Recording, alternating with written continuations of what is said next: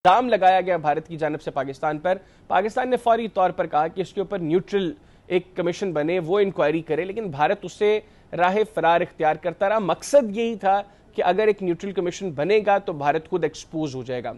पाकिस्तान का ये जो मौक़िफ़ था, मैं अब आपको आगे चलकर बताऊंगा कि किस तरीके से खुद भारत के अंदर से जो आवाज़ें उठी उसने पाकिस्तान के मौक़िफ़ को सेकंड किया। फिर जब इंडिया और पाकिस्तान के दरमियान टेंशन्स बढ़ी, पाकिस्तान की जो मासूम और निहत्ती अवाम है उसको टारगेट किया गया, भारत की जानिब से मासूम लोगों को निशाना बनाया गया। उसके जवाब में पाकिस्तान ने भारत के जहाज़ गिराए, राफेल्स गिराए, उनका मिग 29 गिराया, SU-30 गिराया, मिराज 2000 गिराया, एक जो अनमैन्ड उनका एयरक्राफ्ट था, फाइटर जेट था, उसको गिराया।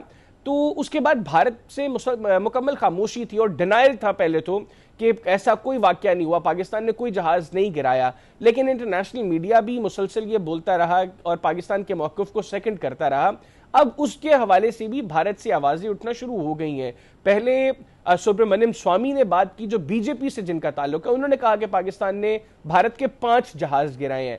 फिर अभी भारतीय CDS जो है, chairman defence staff general Anil Chauhan, उन्होंने भी एक इंटरव्यू के अंदर जो है वो इस बात की तस्दीक कर दी है कि पाकिस्तान ने भारत के जेट्स गिराए। नंबर्स के ऊपर उन्होंने कहा कि ये इंपॉर्टेंट नहीं है, लेकिन इंपॉर्टेंट ये है कि कैसे गिराए। बहरहाल अब एक्सेप्टेंस इस चीज की भारत से होना शुरू हो गई है कि पाकिस्तान ने इस मार्के के अंदर भारत को इबरतनाक शिकस्त दी है।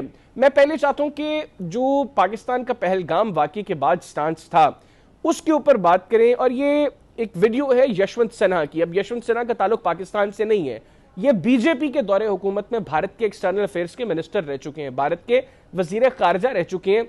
उनसे जब सवाल हुआ तो उन्होंने पुलवामा को भी एक्सपोज किया और उन्होंने पहलगाम की भी प्लानिंग एक्सपोज की कि मोदी इससे अचीव क्या करना चाह रहा था। ये जो पाकिस्तान की क्लेम्स थे कि हमने भारत के फाइटर जेट्स गिराए हैं और भारत मुसलसल डिनाइल में था कि ऐसी कोई चीज नहीं हुई, उसके ऊपर भी पहले सुब्रमण्यम स्वामी ने बात की, जो करंट मेंबर हैं लोकसभा के, बीजेपी से उनका ताल्लुक है, बीजेपी के सीनियर लोगों में उनका शुमार होता है। सुब्रमण्यम स्वामी से जब सवाल हुआ उन्होंने क्या बताया, और फिर राफेल से मुतल्लिक भी उन्होंने एक बड़ी जबरदस्त बात की। तो वो कह रहे हैं कि पाकिस्तान ने भारत के 5 फाइटर जेट्स गिराए हैं। फिर राफेल से मुतल्लिक उन्होंने बात की, जिस वक्त भारत ने राफेल्स खरीदे थे एक बड़ा करप्शन स्कैंडल था जिसको मोदी गवर्नमेंट ने छुपा के रखा हुआ है। उन्होंने इस बात की तस्दीक की पहले कि पाकिस्तान ने जेट्स गिराए, फिर यह भी कहा कि मोदी के दौरे हुकूमत में इसके ऊपर इंक्वायरी नहीं हो सकती। ये अब सुब्रमण्यम स्वामी कह रहे हैं, ये पाकिस्तान से बात नहीं हो रही। अब ये बातें भारत के अंदर से हो रही हैं। भारत में सीन वॉइसेस वो ये कह रही हैं कि भारत को पाकिस्तान से ज्यादा खतरा नरेंद्र मोदी से है।